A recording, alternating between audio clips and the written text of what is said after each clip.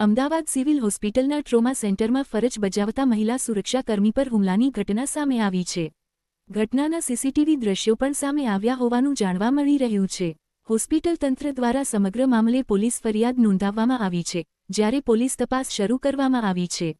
મળતી માહિતી મુજબ, અમદાવાદ સિવિલ હોસ્પિટલના ટ્રોમા સેન્ટર ખાતે ફરજ બજાવતા મહિલા સુરક્ષાકર્મી સાથે કેટલાક વ્યક્તિઓ દ્વારા બોલાચાલી અને ત્યારબાદ મારામારી કરવામાં આવી હોવાના આક્ષેપો કરવામાં આવ્યા છે.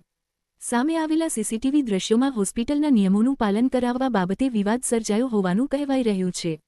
આક્ષેપ છે કે મહિલા સુરક્ષાકર્મી સાથે પહેલા ઉગ્ર બોલાચાલી કરવામાં આવી અને બાદમાં શારીરિક હુમલો કરવામાં આવ્યો. હોસ્પિટલના સુપરિન્ટેન્ડન્ટ ડોક્ટર રાકેશ જોશીના જણાવ્યા મુજબ 15 જૂને પાસ વગર પ્રવેશના મુદ્દે અને 16 જૂને પાર્કિંગ મુદ્દે વિવાદ સર્જાયો હતો. આ ઘટનામાં એક સુરક્ષાકર્મીને માથાના ભાગે ઈજા પહોંચી હોવાનું પણ જણાવાયું છે. હોસ્પિટલ તંત્ર દ્વારા સમગ્ર મામલે પોલીસ ફરિયાદ નોંધાવવામાં આવી છે અને વધુ કાર્યવાહી માટે રજૂઆત કરવામાં આવી છે. જો કે, આ સમાચાર લખાય છે ત્યાં સુધી પોલીસ તરફથી કોઈ સત્તાવાર નિવેદન જાહેર કરવામાં આવ્યું નથી. હાલ સમગ્ર મામલે તપાસ ચાલી રહી છે અને પોલીસ તપાસ પૂર્ણ થયા બાદ જ ઘટનાની સંપૂર્ણ હકીકત સ્પષ્ટ થઈ શકશે.